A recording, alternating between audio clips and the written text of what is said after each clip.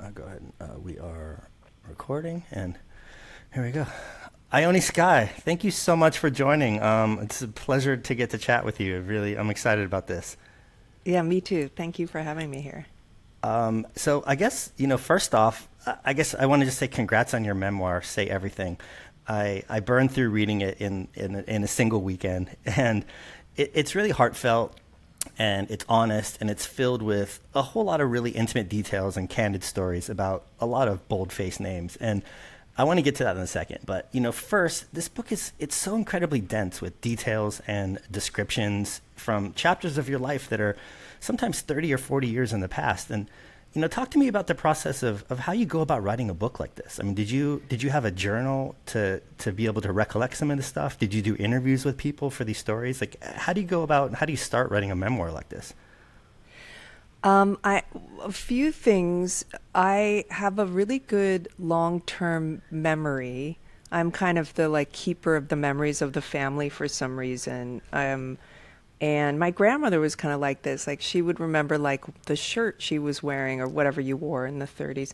But and also my emotional memory from those times is strong. And once you start thinking about the memories, you can kind of draw on more of them and then building a kind of scene around them. So the emotion is true. A lot of the details are true, but then you have to build the kind of build it out. So Yeah. that's even Googling. Like if it was in the 80s, I would Google what perfume did we like, or try to jog my memory. What restaurants did all the agents go to again? Or so there's Google, but also I liked writing when I was a kid, and some of the stories I was sort of writing in my head or writing down parts of even in journals, or just trying to turn part of my life into stories. So I was always a little obsessed with my own story, which I think helped.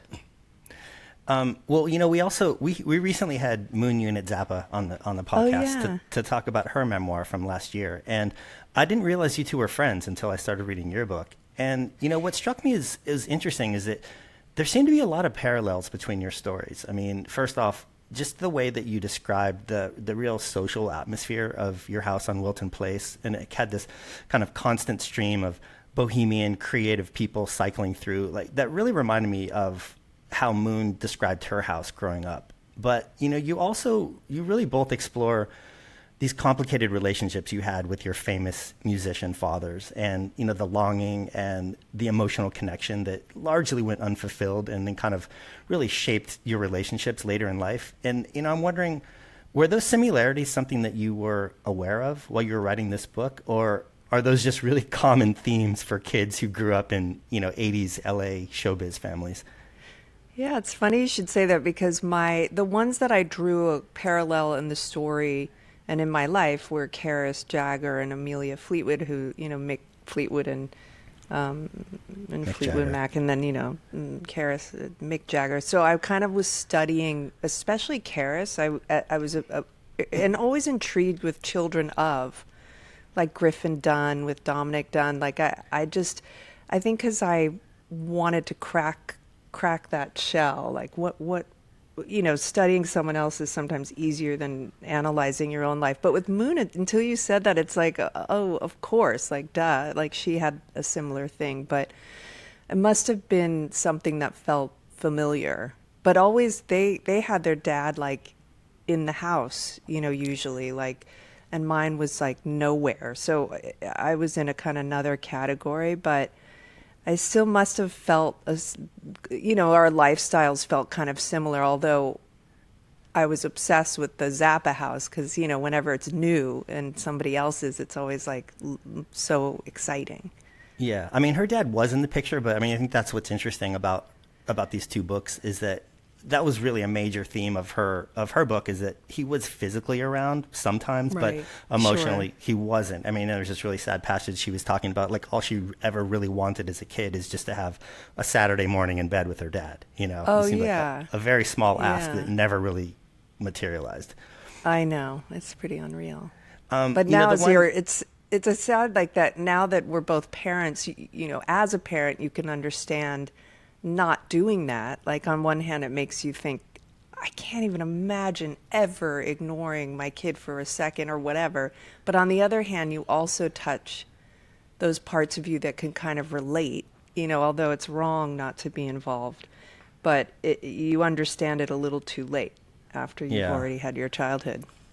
I mean, it's funny. The one major difference between the books is that in Moon's book, she also had an affair with a much older musician that didn't end well. But she's very discreet about the identity, and she doesn't divulge their name.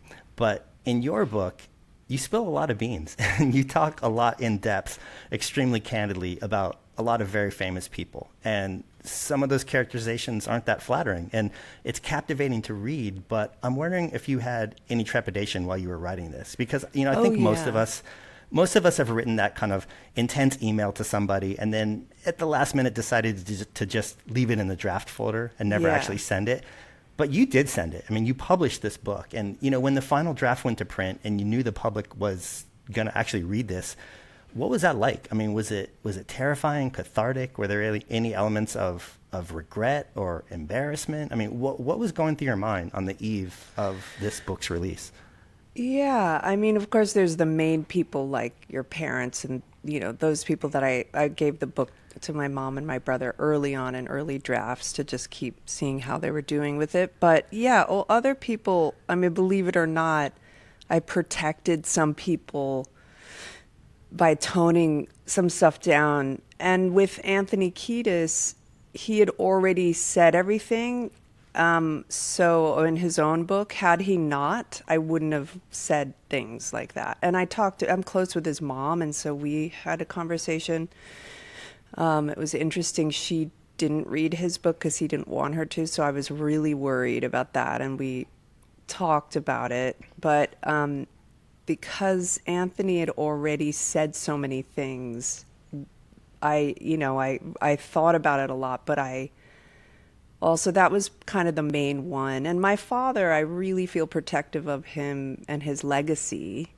So that was difficult. And other people, I don't know if it's just Anthony. And my ex-husband is very private, so I really wanted to portray him, and that's what he is, an amazing person. So I think he... I thought about it the whole time because I trust myself with myself at this point, and I felt like I could trust that I would be kind and understanding because I'm just like that and not bitter and not like, just very understanding. Like, I think several times I'm like, it wasn't Anthony's fault. I mean, as far as drug addiction wasn't his fault, but other stuff, I don't know. I think Anthony Kiedis got the hardest. And Madonna and Gwyneth, but that's very light. And also everybody's like, if you say, oh, Madonna was spicy, it's like, oh, yeah, of course. And Gwyneth was a little bit like snotty, like, yeah. So I kind of, my dad, Anthony, but other people I actually protected sort of because I don't know, I think it was a different time and I didn't want to kind of throw them in a weird light.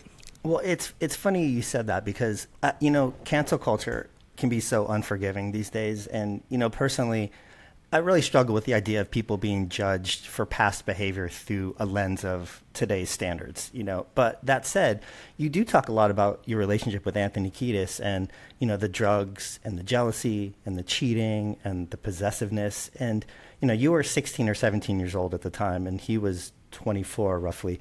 And there's excuse me.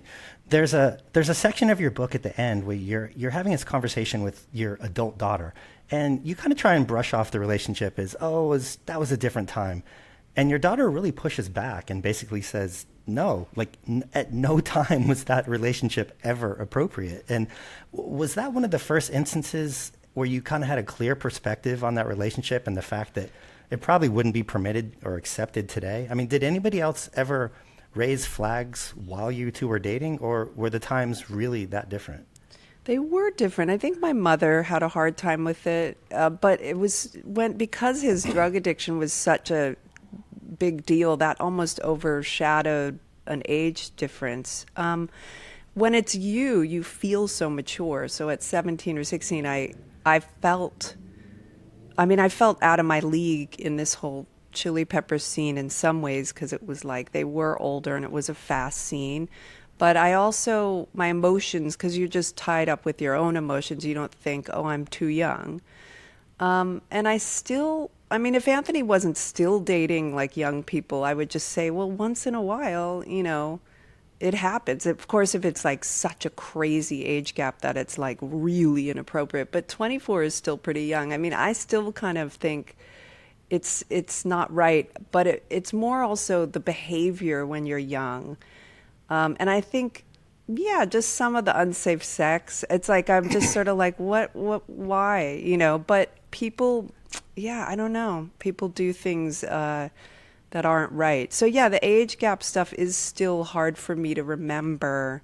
I was just doing, like I did the Drew Barrymore show, and we were sort of talking about that. And you still kind of, you still have a hard time thinking that that was a big issue when it just was all around you. And everyone seemed to be talking about the same things and feeling the same things. So you were just like, okay, you're 8 years older or whatever it was. Have you had a conversation with Anthony or Adam since this book came out? No. Anthony, I will see him over the years, and it's always very nice. Honestly, when he like did that making amends thing, it really helped. And it did something. Like, it was so thorough and so, you know, he was just so thoroughly owning what he did and feeling bad about it that actually I was like, okay, great, thank you. But so we don't have any hard feelings, but maybe he does now. But yeah, I don't know. I do feel like I was very caring about him. And then Adam is very, like I said, he's very private. And after Kathleen Hanna was, and he, you know, was like, or he said, you know, I'm with someone. We basically saw each other like 2 times or talked once on the phone. So I haven't really been in touch. But I stayed in touch with his older sister. His older sister and I stayed in touch. Yeah, I mean, you struck a really delicate balance in this book between being honest and candid, but not vindictive or salacious. You know what I mean? It's an honest reading of, I'm sure, what must have been some difficult chapters in your life. Yeah. Yeah. I didn't want to be too sad. Like, I was sort of surprised. A lot of people are like crying at the end, and they're like, it's so amazing. The response has been incredible.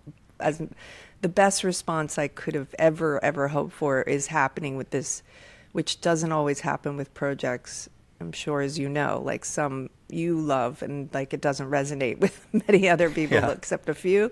This one, I'm like, it couldn't be, it's like exactly what I hoped. But I didn't want to be too heavy, but people are like, oh, it's so sad. I'm like, I didn't want to make people sad, but I definitely didn't. I'm not really a bitter person, you know. I'm a feeling person, but I'm not. I'm naturally, I do think I'm quite understanding. Yeah, I guess there's a disarming quality to it, which is good and bad. You had a great quote in your book describing the time when you were with Adam, and you wrote that you felt like you two had just the perfect amount of famous. And, you know, you were able to go to glamorous house parties filled with celebrities, and you owned a beautiful house in the hills. And you could fly to Europe with your brother Donovan and, you know, mingle with supermodels, but you still had some degree of privacy and anonymity. And, you know, paparazzi and tabloid culture hadn't completely spiraled out of control yet. And, you know, you'd already been exposed to fame secondhand through your mother and through some of your friends who had famous parents. But I'm wondering, what surprised you the most about the experience of becoming famous yourself? Like, what's the biggest misconception that the public has about fame that you had to actually confront? I mean, one thing is that, like movie sets are so, I love movie sets, but at the end of the day, you feel like you've been camping. I don't know why. You just feel like disgusting. And it's so funny because you're treated beautiful. I love it because someone puts your makeup on, people bring you coffees, you have your own trailer to chill in, and you have this chair pulled up. Everyone's like doing things for you. So that's partly why I think actors are like children, because you're treated like these special children.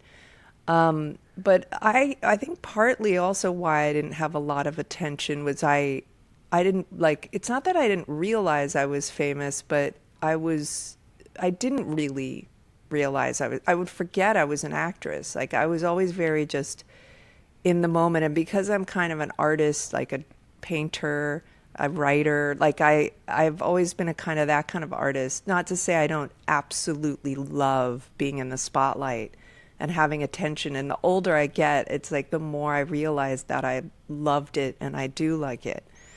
But I think partly I think that actors, every new job, they feel, even you hear Meryl Streep, like, will I be able to do a good job? Like, I think the misconception is you think, and I'm sure a lot of people have this with other jobs, that other people know how to do it and that there's some door that they know how to open. And then as you get older, so I viewed all the suits as one thing, the executives as one thing, and then all the actors who were a little more famous knew so much more than me how to do the business. And now at this point, I go to dinner at someone's house and then I'm like, oh my God, that my friend's a showrunner. Like I used to view, or that person's a producer in the music business. And I used to think everybody knew. And now I realize, oh, that's how they do it. And that makes sense. And, it just all makes sense now. I was very just like in a fog and sort of like, I didn't know,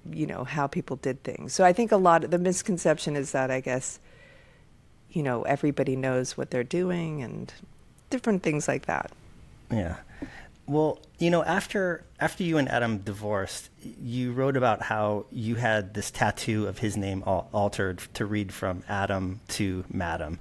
And you write about how it, quote, it symbolized being your own woman, someone who calls her own shots, but who follows her heart without shame or apology. And, that passage really struck out to me. It's almost contradictory because there's a lot of contrition and sadness in this book. And, you talk about becoming romantically involved with these other people and how that kind of ultimately helped to end your marriage. So it seems like the way you describe that tattoo,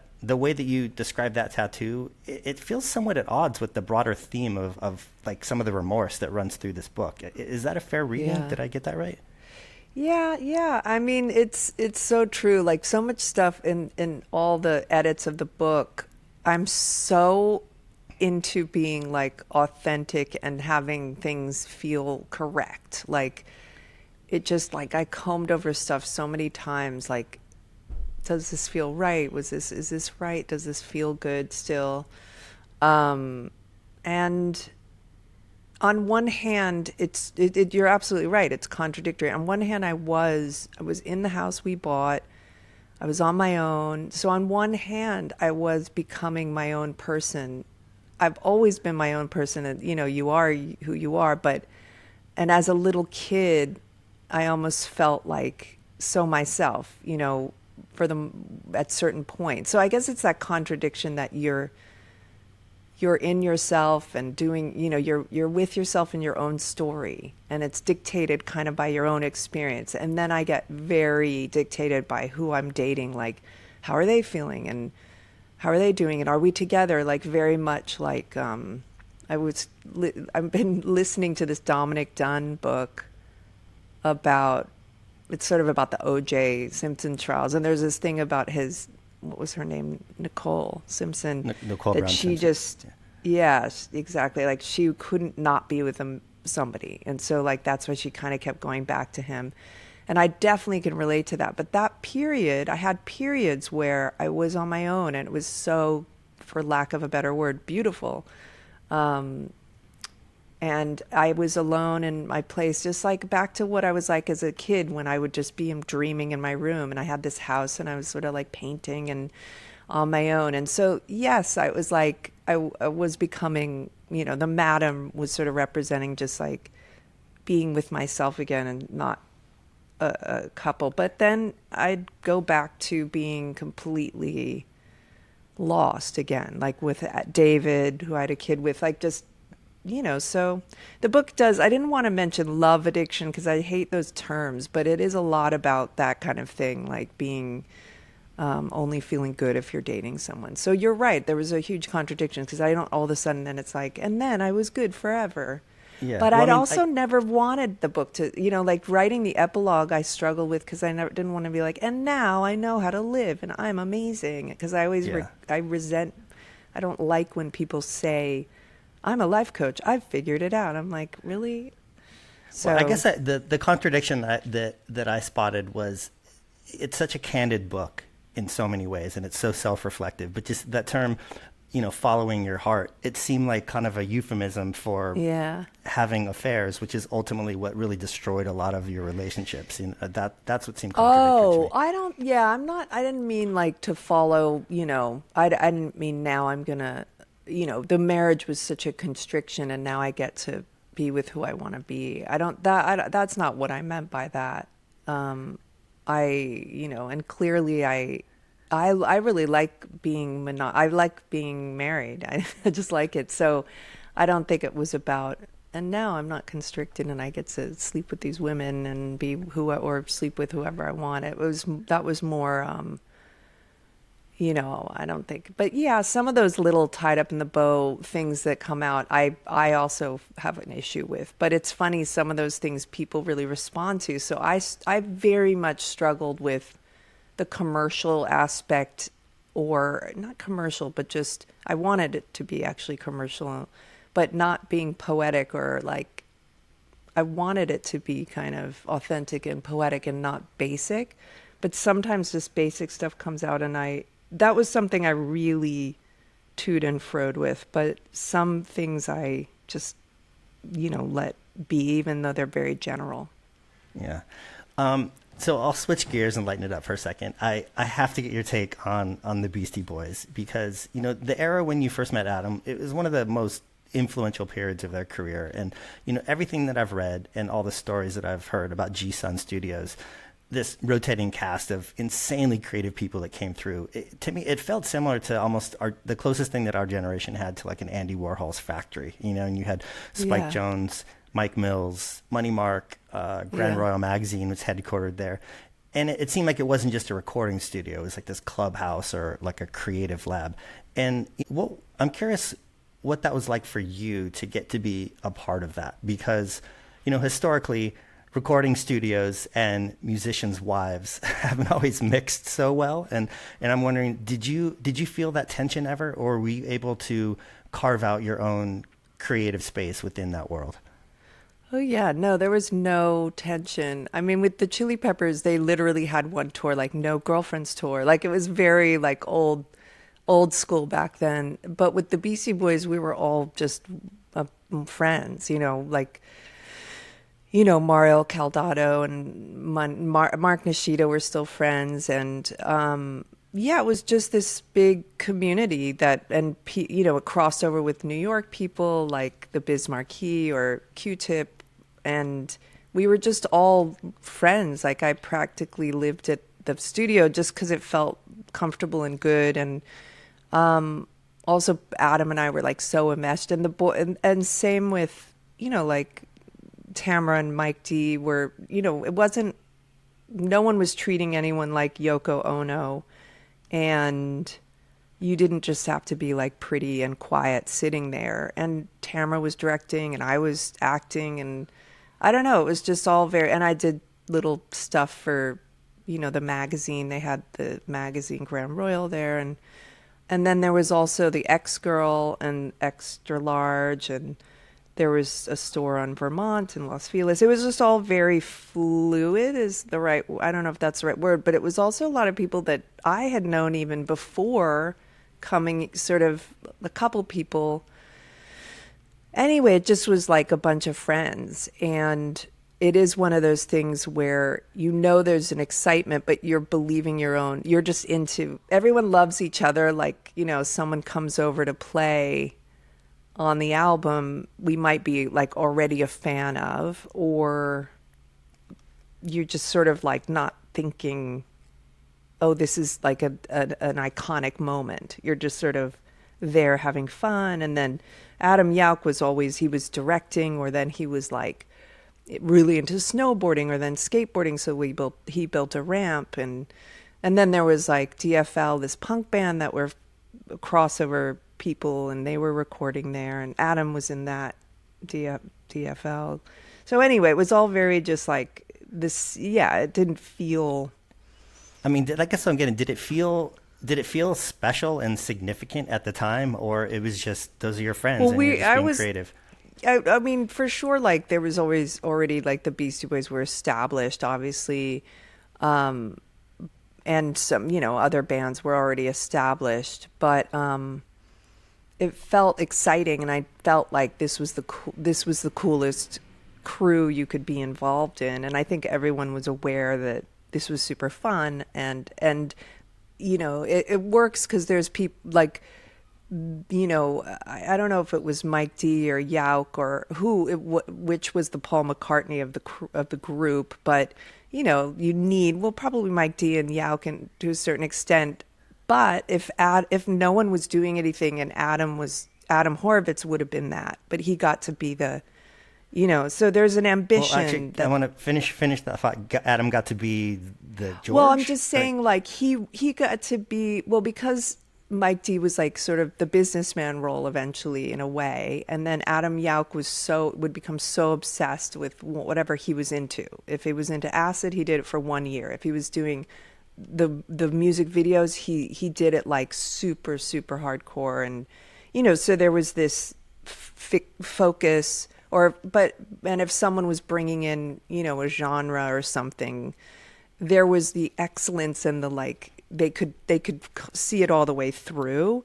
And then Mike D was sort of, being a bit of a leader, but not really. But what I'm saying, and so Adam was just as ambitious, but he could kind of, go with it. I mean, not to say he didn't bring in his things.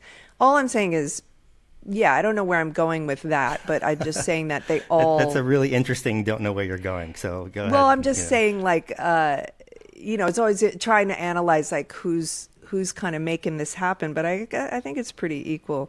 But I guess what I'm saying is it feels like everyone's just creative and having fun, but for sure there's some organization going on, you know what I mean?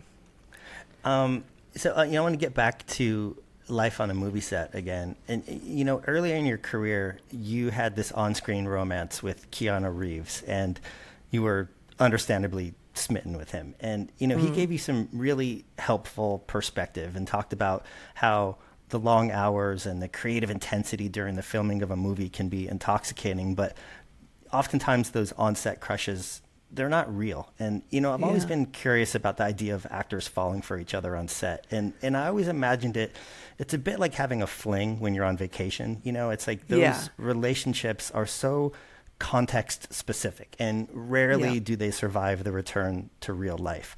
But, on a film set, it must be so emotionally confusing to spend weeks pretending to be deeply intimate with someone, but only until the director yells cut. And I mean, I guess that's the definition of acting. But, from an outside perspective, I'm actually surprised that co-stars don't have affairs more often. I mean, what is that experience like? Well, it's, for sure. I mean, there are just cases where I remember doing this. It was funny. It was this indie, and there was a love triangle, and Connie Britton was one of her first things, and we both had the love triangle, and she was like, how are you making it look like you're so into this person? Because I'm like not feeling it at all. And I was like, because it's called acting. You have to. Like, if you have somebody that you can really vibe with, or if they're giving you a lot, or if they're hitting the beats. But I had an acting teacher who was like, that's not always going to happen, and you still have to tell the story. And it's that interesting dance between, like, you can't have a crazy reaction if someone's like not doing what they need to do. But if you have to go through something, you're going to have to bring it. So sometimes there's no chemistry, and it's the opposite, where you're just like, ugh, or you're uncomfortable, and then you just have to figure out how to do it, because it's a job. But when you're young, especially, and someone's like charismatic. I mean, actors usually have a bit of charisma. It's like incredibly difficult to be so close to somebody and just hanging around and odd out. It's true. It's just all of that stuff. It's just very difficult, and being very creative. Like I once did this movie where I played a violinist and I had to do sort of the choreography with a professional classical violinist. And I was like, when I do this scene, it was Dermot Mulroney who actually can play the cello, and Martha Plimpton and I had to pretend to play the violin. But it's like so much chemistry. And she was like, oh, the classical world is like people are having sex all the time. I don't know if that's true or not, but she was like, it's just like the creativity also makes you really open. And creativity and sexuality, it's like they sometimes feel like there are similar things sometimes. So yeah, it can be very confusing, especially on location. Yeah, I mean, let's talk about the times when you do have that insane chemistry with your co-star. I mean, is it next to impossible for that to not bleed into real life? Yeah, I mean, that's why there's like that trope or whatever, that thing about actors massaging each other. Because I'm sure some people are like, how do I like do this appropriately and like get involved, but not get involved. But when you get older and you start having families, or you obviously, or you're, also that's something too. Sometimes you do a job and you both, well, with say anything. I had a boyfriend, Anthony, and John Cusack had his first girlfriend, so it was just like off the table. And as crazy as I was never really. I really think maybe once I fooled around with someone who was taken. I just like for someone who's a cheater, that was off the table. Like if they're with someone, they're taken.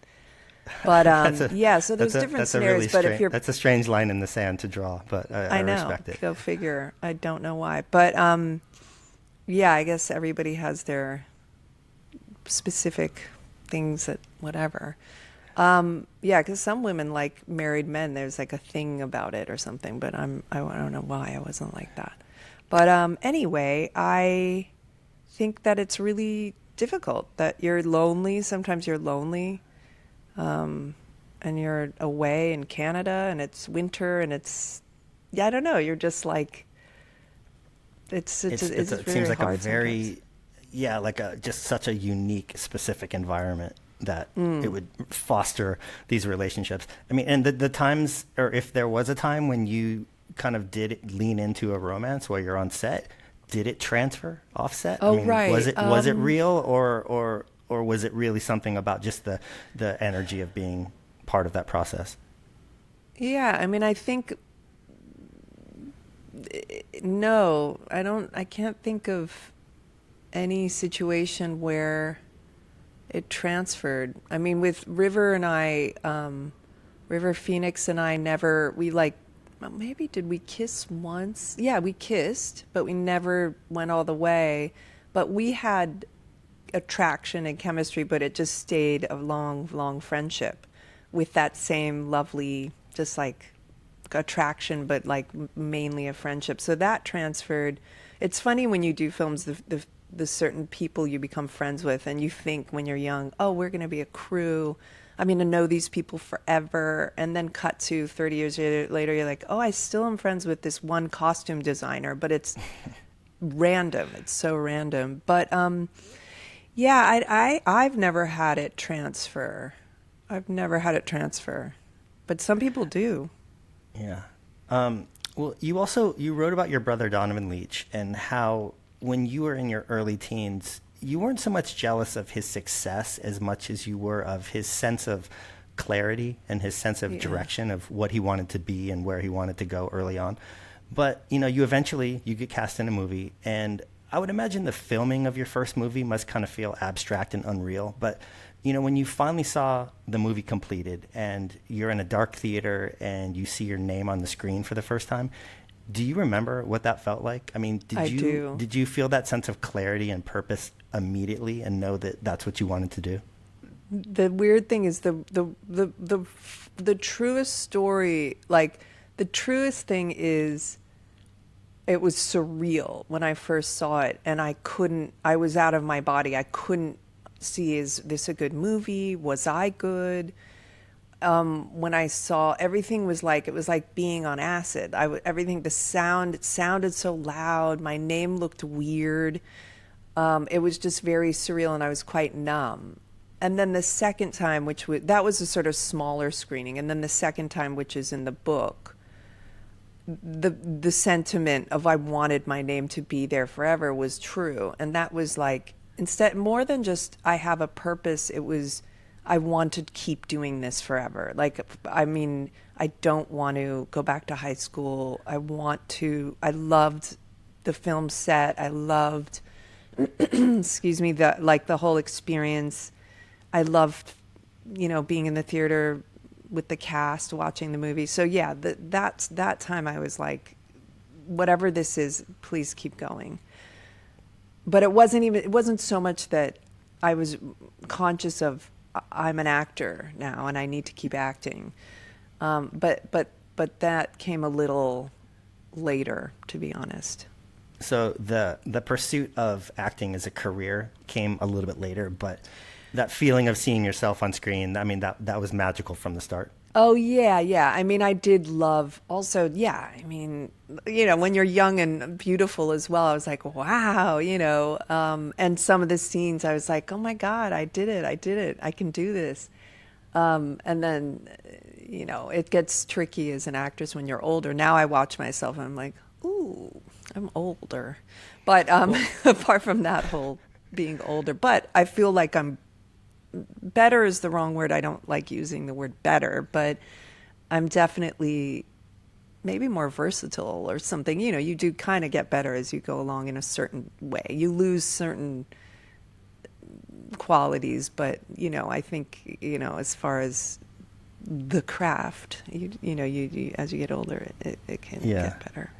Well, getting back to the theme of aging, for listeners of a certain age, Gen Xers, there's a handful of movies from the 80s and early 90s that they're just a part of the fabric of our youth, whether it's Breakfast Club or Say Anything. And my wife is a makeup artist, and she's been working with Molly Ringwald on and off for the past couple of years. I love and, her. Molly's wonderful. She's in her 50s now. She's a grown woman.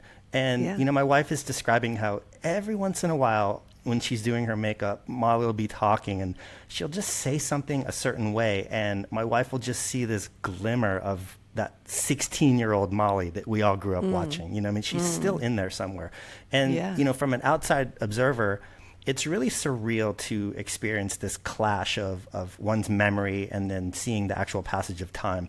And I'm wondering, as an actress, you've had this rare opportunity to really have your adolescence preserved on film and to kind of have a frozen version of yourself out in the world forever. And when you look back at yourself looking so young like that, is it difficult to look at? Is it jarring? Or do you feel more of a sense of kind of warm nostalgia? Like, what's your relationship to those early films that you starred in? Yeah, no, I love it. I mean, sometimes I look back and I think, yeah, my voice is higher even though I'm a woman, and usually it's boys that have men and boys that, their voice changes, but girls' voices kind of changes, and my voice is higher. I have less confidence in a certain way. But yeah, and I just seem so young. But and I marvel at I was doing all of that, and that's so wild. But the hard part is now I think I'm going to look that way, and I don't know if this is for everybody, but my mind is stuck on, oh, my arms look that way, my face look that way, my whatever legs look that way. Like, it's kind of hard to like see yourself now, and that's the shock. But maybe that's just a lot of older people. I look in the mirror and I think I'm going to look 20 or 30, and then but I don't know if that's because I've been filmed quite a bit, but so it's kind of getting used to me now.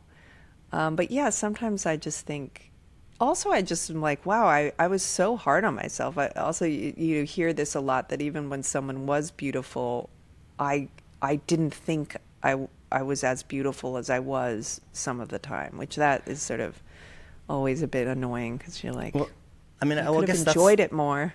I guess that's what I was wondering. So, I mean, rather than just looking at this young, beautiful version of yourself and feeling sorrow because you're an older woman now, are there things that you were insecure and didn't feel comfortable in your skin about when you were young, and you look at yourself now and you are actually more confident, and it's easy to look at those old films?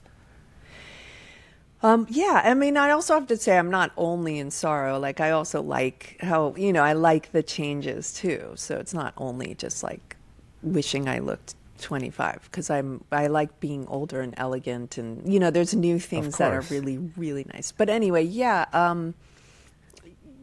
So the question is, do I wish that I was more confident? Yeah, I mean, I for sure was just, yeah, there's a whole thing around weight, that's ridiculous, because I mean, on one hand, I guess, like, you know, I mean, I don't even know. It's just definitely programming. And also, I was delusional at certain parts, and fortunately didn't have an extreme issue with any, weight stuff like some people have. But I definitely was tortured a lot of the And time. aside from just the physical differences, do you enjoy looking at yourself in those old movies? Are you critical of your performances, or does it make you feel Oh, like, yeah. just in a very warm, nostalgic way of like, oh, that's it? I guess what I'm getting at is it's so rare for a person to have such a expansive document of them at a certain Yeah. age of their life, you know? Well, you hear there's sort of two types of actors. Some who like, well, maybe three. Some who never watch anything, some who always watch everything and study it and love it and watch it, and then some who watch some and not others. And for me, I'm usually don't watch something I'm in. I even would skip the screening, and like, if you had to go because it was a big job, I would, which I think I've heard of. You do the red carpet, go out to dinner, come back and do the Q&A, or come back and go to the after party or whatever you're doing, because I find it really hard. It takes some films, it takes like 2 decades or jobs where I can then go back and watch myself. Some movies like River's Edge, for some reason, and I don't know if it's just the movie is so atmospheric and good, and like I was in Zodiac, David Fincher's film, and it's just like a couple scenes, but that movie is so amazing atmospherically that I get like so lost in the movie that I'm like, I'm just part of the movie. I can Yeah. watch it like where I'm just one of the characters. And the same with River's Edge, kind of. I mean, but Say Anything took a long time for me to watch objectively. I don't know if this is true for other actors. I was just put right back into the experience of it. So I was just going through the kind of how I felt that day. And I really enjoyed that day. And I am more, which is kind of a gift in a way, because it's like a time machine. I can remember what It helps with neighborhood we recall. filmed it. Yeah. Yeah, like, exactly. But a lot of things I don't watch. Like, I don't know, or I have a podcast, Weirder Together. I'll do a plug for some reason. But anyway, the first year, I listened to everyone, and I was just like, oh, like luxuriating to an egoic point. Like, I love my podcast, and now I'm just like, I'm going through a phase of like, ooh, I don't want to listen to my podcast. So I guess it's like depends. Yeah. I guess in closing, is there anything in this book that you regret that you included, or that you wish that you would have included? I mean, there's so many stories that didn't make it, but I'm still happy with how it all came out. I Was there something that you got a lot of blowback for that you wish, in retrospect, you could have left out? No, I mean, no, I mean, not yet, hopefully, but no, so far so good. I still think I feel conflicted about writing about Adam at all because he's so private. Even though I think he comes off as great, I still feel like that was difficult and still is, because I just think I want to respect his privacy, but also we're entertainers. Everyone can write a memoir if they want, and hopefully it's not, I don't think it's damaging, but yeah, I'm conflicted. I feel bad, like Anthony's mom. I still feel like she's so sweet, but it's like I'm glad I did it, but I still wrestle with some of that. Well, we always like to end the podcast by asking our guests to plug something that they aren't directly involved in that they feel isn't getting enough attention. It could be a book, a movie, an artist, a cause. Is there something that you've been really into lately that you want to give a little extra shine to? I've been listening to this musician, William Tyler, who's like, I don't want to say modern country because I don't know why my punk side would be like, country? You can't say country, but now this generation doesn't. The genres of music are not as you can't sound it like different. Yeah.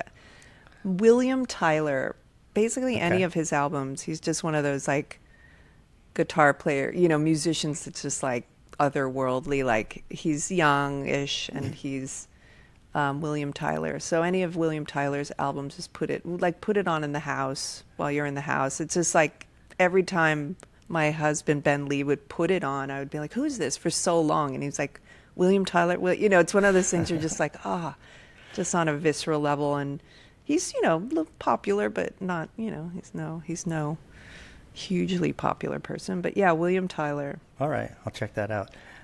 Well, Ione, I want to just say congrats one more time on this book.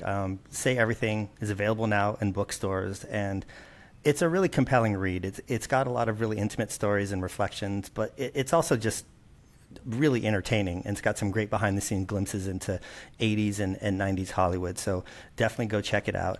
And on a side note, I'm friends with Tatiana von Furstenberg as well, and so her name was in this book a lot. So I'd actually reached out to her for some backstory, and she just had wonderful things to say about you as a friend and as a mother. So I wanted to give her we're a shout still out. Close as ever. I'm so happy. Now we've known each other so long, but I'm like such a fan of hers.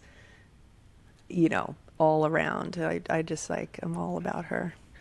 Well, it was a pleasure getting to chat with you, and I wish you all the best, and hopefully our paths will cross again sometime soon. Yeah, that'd be great. Thank you. Congratulations. Thank you. That